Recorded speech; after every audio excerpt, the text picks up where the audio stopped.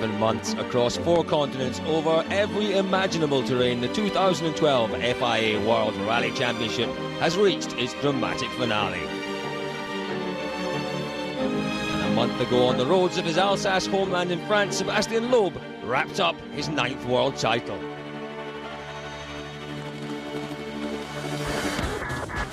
Last time out in Italy, with nothing to lose, a rare error from the Citroën star sparked a demolition derby in the Sardinian mountains.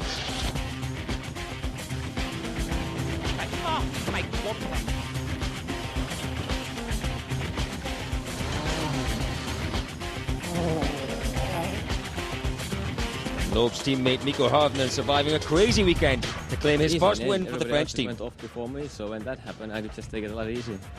It's like a snowball effect, and I started to do mistakes, and then finally I went off the road. And I think everyone was pushing really hard, so it seems like everyone had their share of problems. Well, if the bruised and battered crews of the WRC thought they could cruise through the season finale in Spain, well, think again. A recent switch to a mixed surface format in Catalonia has provided a real sting in the tail in 2012.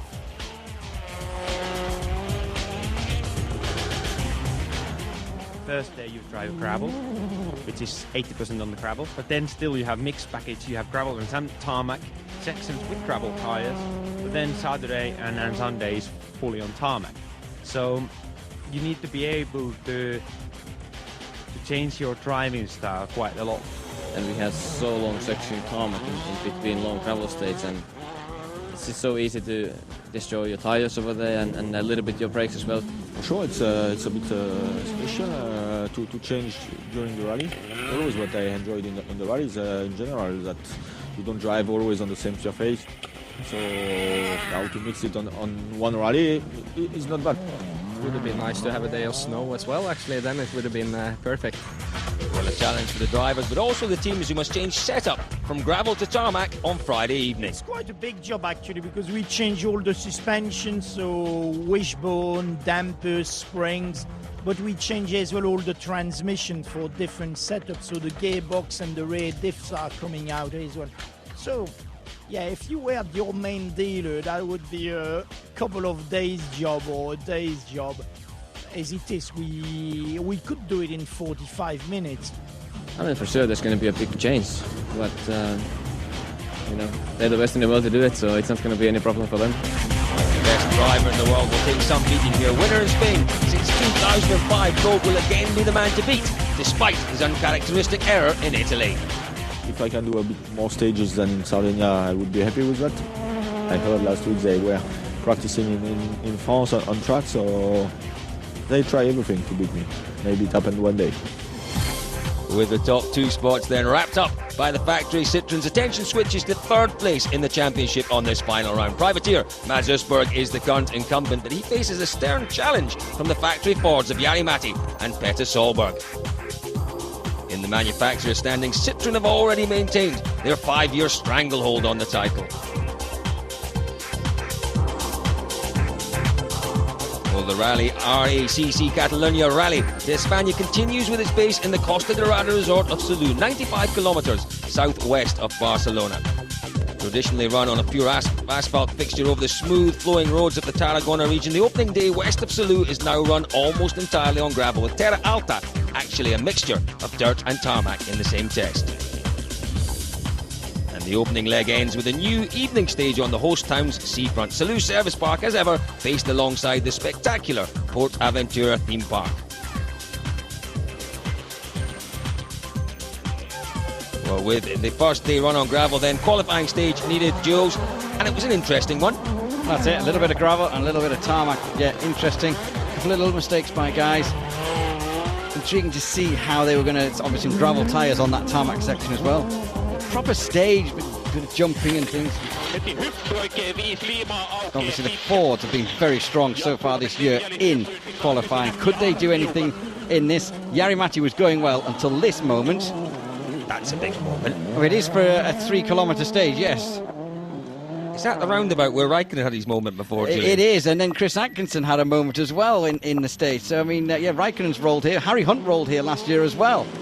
And Chris Atkinson nearly rolled. that was very close indeed. Big moments for Atkinson and Latvala through the opening qualifying stage of the rally, Julian. Yeah, but guess who was fastest?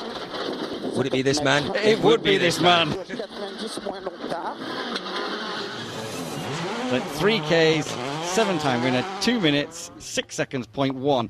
Surprise of the show was Evgeny Novikov on the D-Max this weekend, second quickest. Great start to the event for Novikov, continuing the improvement in form we've seen all season, really.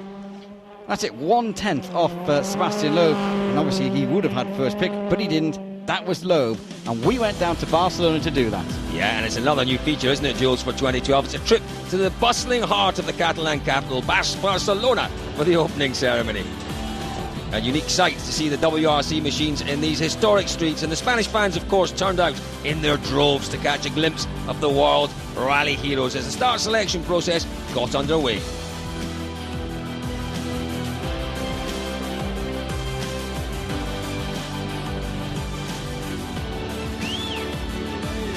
And in front of a packed audience, it was Sebastian Loeb first to choose his road position.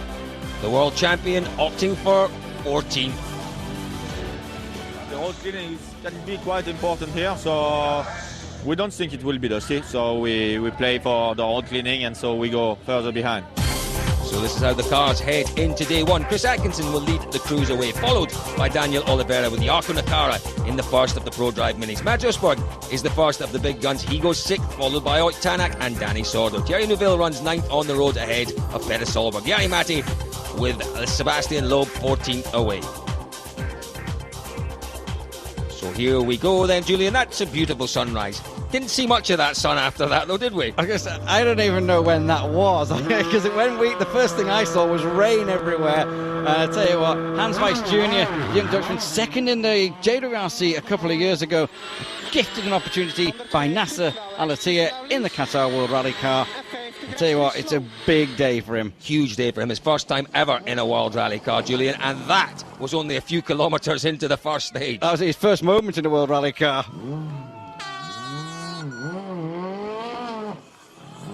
So easy to do. You can see how slippery it is out there. Joe's just out braking himself, really. That's it. It's a very quick corner down to there. Ott Tanak here, obviously third in Sardinia the previous round. What could young Tanak do this weekend? Yeah, it was a great podium for Tanak in Sardinia, but he also makes a mistake, Julian, in the first stage of the morning, mishearing a pace note. Oh, gee whiz, how close was that? My goodness. He said he was lucky at the end of the stage. I now know why. That's a big drop into there. He'd have struggled to get back out had he gone off there, Jules. But here we go. Our Jari top Matti drivers. Latvala. It is Latvala. To the 11th on the road for Jari Matti. Tell you what, will that work in his advantage? I tell you what, I'm unsure. And also, Latvala's got a strange tyre combination. Do you know, these conditions continue to worsen through this first stage. It was drizzle at the start. It then got very heavy indeed, the rain, Julian. Well, that's it. A 40.5. He's on hards on the front, softs on the rear. This man has softs all round. Yeah, both Citroens with softs all round. Tyre choices were quite interesting this morning. With that weather, you'd expect Bizarre everyone... is a word I'd use. Absolutely, you'd expect them all to go out on the soft compounds. That wasn't actually the case, though. Danny Sordo was out on hards, as was Chris Atkinson. The Fords had a combination, but as you say, the Citroens got it right in terms of tyre choice, Jules. Mads Osberg on hards as well. And you can see just how heavy that rain got as stage one progressed. Sebastian Loeb, 14th on the road. He thought it would be the place to be. It wasn't, Julian.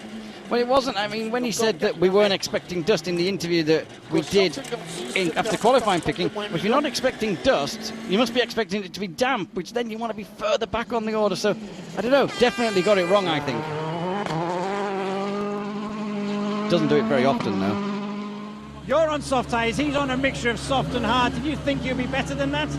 For sure, what I have, I think, is much better than what he has. So I'm sure he has done a great stage. I've done a. It was really difficult to take the confidence in the stage. It was so slippery, and even with the soft, there's no grip. So I think with the hard must have been really fun. Jari Matti Latvala leads the way then, just half a second ahead of Sebastian Loeb, with Hirvonen a further second behind in third. Petter Solberg rounds off the top four positions, and Tanak has made a strong getaway in fifth despite his spin. Well, it's been an action-packed start to this rally already, with even heavier rain on the way. The world's best will be tested to the limit. All the action after this short break.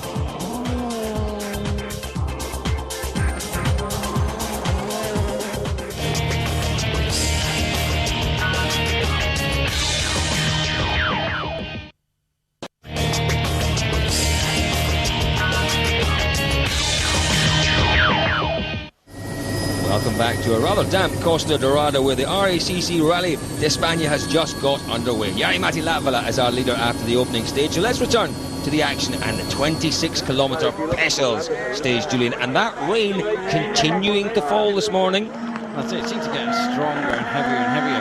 Hans Weiss obviously already had a moment there, and that damage was a glancing blow with an Armco barrier. You can't, if you have a hard one, you don't go any further. But glancing blow for Hans with a bit of Armco. I think he's doing a really good job out there so far. What, he's lucky though. Look at this. Oh, okay, there was a glancing blow.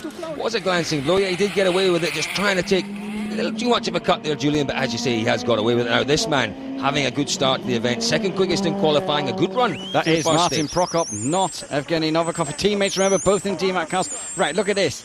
He's through the flying finish there, the yellow boards. Here's the red boards. Big chuck in. And a big off. And he didn't get out of there. He wouldn't get out of there. Wheel off it. Bad luck for Martin Prokop then. A difficult end to the year for him, and it's been a difficult year so far. But here we go. Oyt Tanak, Julian, his first podium, as we mentioned earlier on, in Sardinia a week or two ago. He needs to build on that. That's it. He's really coming on strong towards the end of the season. A 15.54.5. Just let's take a look at that as Thierry Neuville is on his way towards and through the stage. Thierry Neuville, remember, what was it, stage 3 in Sardinia? He had his problems, Julian. Stage 1. Stage 3 it was. Remember, we had 2 on the Thursday night, Joe. Oh, it was yeah. stage 3. Sorry, right. Do you know what? Stage 2 here. Neuville's got a problem. That's it's a day-ending problem, Joe. It's like a Reliant Robin. It's got 3 wheels. Yeah, that's not great. That's really not great. So a problem there for Thierry Neuville. A big problem. He will super rally, mind you. Now, this man, Julian, what can he do out here this morning? Well, Pettersol, let's look at the mud and everything. I tell you what, just in the same place as Neuville, Petter's car is parked up as well. Supposedly it was the same rock or the same hole that they hit out there, Julian. Bit of bad luck, I suppose, in some ways. That's it, and there was talk of it. There's been the same place that Petter hit last year. That has been unconfirmed yet. Petter's saying it wasn't, and a lot of people jumped to the conclusion it was. But this man negotiated that position well, but not that one. Difficult moment. Towards the end of the stage, the left-hander was really muddy, and this came as a surprise for me. So we slide off slightly, and but went to the bushes, but everything is okay. So this was very slippy, that stage. Yeah, lots of drivers just slipping off, having low speed offs during the course of the morning. You can see how slippery it is, Julian. Basically the tread is wearing down the tyres, and the mud is now deeper than the tread on the tyre. They're really struggling. Lots of drivers there saying at times it's like driving on ice. And this is the back at the scene, Petter Solberg's car. And there's Neuville and Mikkelsen in the same place. Yeah, driving okay, good. And then we were hit that ditch there, like a few other cars here, and then they broke the TCA. Sometimes you cannot explain how it can happen. It's so big disappointment. We just wanted to do well without taking risks, and that's what we were doing. And then we tire so early, I cannot explain.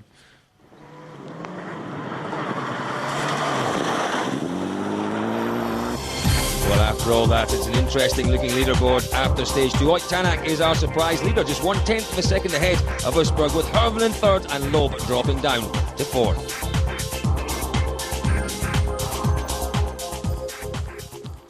Into stage 3, Jules, a long one this one, 44.02 kilometres. The rain still absolutely chucking it down. This is an interesting stage. There's a 7 kilometre tarmac section in the middle? Well, what you got in here is you got 6 kilometres in one block and then another block of 2. But what the drivers are saying is the rut